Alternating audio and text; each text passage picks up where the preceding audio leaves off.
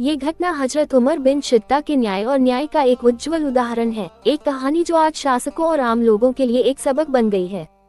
उमर की आयत काजी के सामने एक बार खलीफा। हजरत उमर के खलीफा अवधि में एक व्यक्ति अर्थात उन्होंने खलीफा के समय हजरत उमर के खिलाफ शिकायत दायर की, अर्थात खुद उन्होंने कहा, ए ईमानदार कमांडर, आपने मुझे जमीन में गलत किया है। ठीक है, हम न्यायाधीश के पास जाते हैं। तो खलीफा होने के बावजूद आम नागरिक शौकशार की अदालत में एक सामान्य नागरिक के रूप में आया।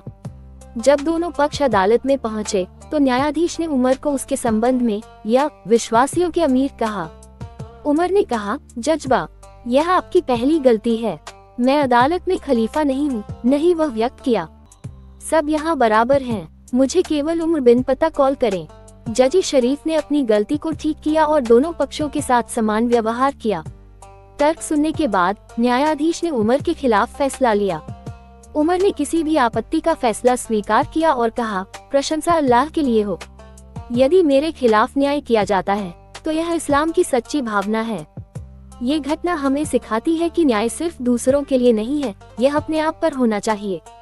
स्थिति या शक्ति के बावजूद न्याय से पहले झुकने वाला सिर्फ विश्वास का संकेत है।